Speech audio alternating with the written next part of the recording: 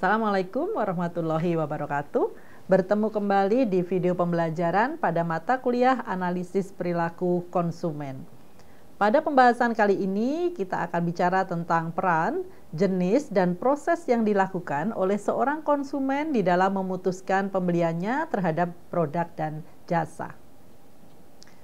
Sebelum kita membahas tentang proses atau tahapan-tahapan yang dilalui oleh konsumen di dalam membeli produk, yang pertama kita perlu pelajari adalah tentang siapa yang membuat keputusan.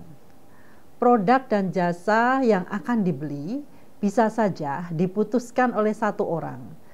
Bahkan yang sering terjadi adalah bahwa keputusan tersebut adalah keputusan bersama, di mana masing-masing orang memiliki peran di dalam memutuskannya. Lalu yang kedua adalah bagaimana jenis keputusan tersebut dibuat. Proses keputusan pembelian juga memiliki intensitas yang berbeda-beda di dalam memutuskannya. Produk atau merek yang sudah sering dibeli, pastinya keputusan yang diambil akan lebih cepat dibandingkan dengan produk yang belum pernah dibeli. Produk yang harganya mahal, misalnya membeli mobil, membeli rumah dan seterusnya, pastinya lebih kompleks di dalam memutuskannya dibanding dengan produk-produk yang harganya relatif lebih murah. Dan pada bahasan yang ketiga, kita akan belajar tentang tahap-tahap apa saja yang dilalui oleh konsumen di dalam memutuskan pembeliannya. Kita akan masuk ke dalam pembahasan yang pertama, yaitu tentang peran di dalam pembelian.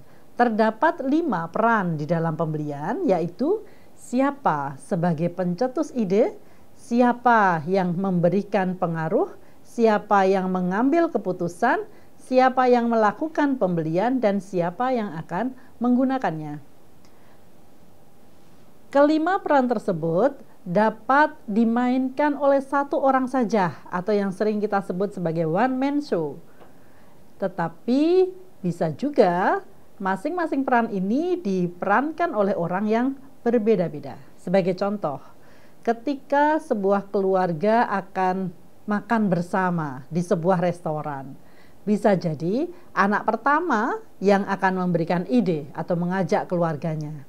Sementara ibunya yang akan menentukan di mana mereka akan makan atau menentukan restorannya. Lalu anak kedua yang akan memilih menu-menunya dan ayahnya yang akan membayar terhadap pembelian tersebut gitu.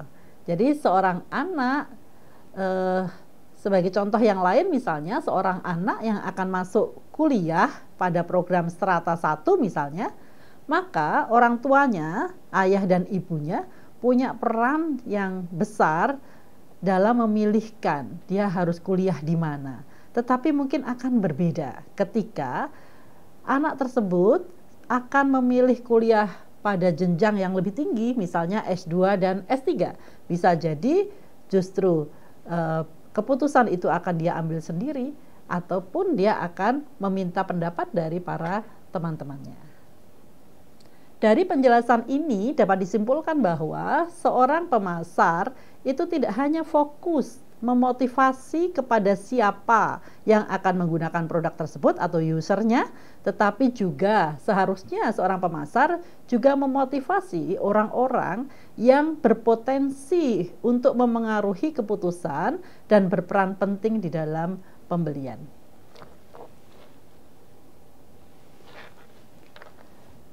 Selain peran di dalam pembelian, seorang marketer juga perlu memahami tentang kompleksitas pembelian. Setidaknya ada 4 macam jenis perilaku pembelian. Yang pertama adalah perilaku pembelian kompleks, di mana tahapan demi tahapan di dalam proses tersebut dilalui oleh konsumen dengan sangat intensif dan hati-hati di dalam memutuskannya. Yaitu ketika produk atau jasa itu bersifat high involvement atau keterlibatan tinggi dan significant difference between brand. Produk atau jasa yang high involvement memiliki ciri-ciri diantaranya adalah harganya yang mahal, tinggi risikonya, jarang dibeli, bahkan hanya satu kali dibeli dalam seumur hidup misalnya, seperti halnya memutuskan untuk kuliah, membeli barang-barang yang mahal, dan lain-lain. Itu masuk di dalam kategori high involvement. Apabila antar merek itu memiliki perbedaan yang nyata, perbedaan yang sangat menyolok, ya, maka konsumen itu akan memutuskannya dengan sangat hati-hati dan penuh pertimbangan. Itu yang disebut dengan perilaku pembelian kompleks. Kemudian yang kedua adalah perilaku pembelian mencari variasi, yaitu jika produk itu tidak terlalu mahal, sering dibeli atau dibutuhkan, dan antar merek itu berbeda-beda, maka sesekali konsumen itu akan mencari variasi dengan mencoba produk lain. Yang ketiga yaitu perilaku pembelian hanya untuk mengurangi disonansi, yaitu jika produk itu mahal dan jarang dibeli tetapi antar merek itu tidak ada perbedaan yang signifikan. Dan yang terakhir adalah pembelian menurut kebiasaan, yaitu ketika produk itu bersifat low involvement dan antar merek itu tidak berbeda, maka konsumen akan cenderung membeli produk menurut kebiasaannya saja. Pada materi yang berikutnya adalah 5 tahapan di dalam keputusan pembelian. Pada jenis pembelian yang kompleks yang kita bahas sebelumnya tadi, tahapan ini akan dilalui dengan hati-hati. Sebaliknya, pada perilaku pembelian menurut kebiasaan, maka proses ini akan dilalui dengan sangat cepat. Tahapan tersebut dimulai dari pengenalan kebutuhan, kemudian konsumen akan mencari informasi, kemudian konsumen akan melakukan evaluasi terhadap alternatif pilihan, kemudian dilanjutkan dengan membuat keputusan, dan terakhir adalah perilaku setelah pembelian. Pada tahap 1, 2, dan 3 itu adalah tahap pra pembelian. Kemudian pada tahap 4 itu adalah tahap konsumsi, dan tahap 5 adalah tahap evaluasi purna beli. Adanya tahap purna beli inilah menjelaskan bahwa marketer itu tidak boleh hanya memperhatikan perilaku konsumen sampai pada keputusan pembelian saja, tetapi yang lebih penting adalah memahami bagaimana perilaku setelah mereka membeli untuk memastikan bahwa konsumen itu merasa puas, dan kepuasan itulah yang akan membuat mereka menjadi loyal terhadap produk dan jasa. Demikian video pembelajaran kali ini.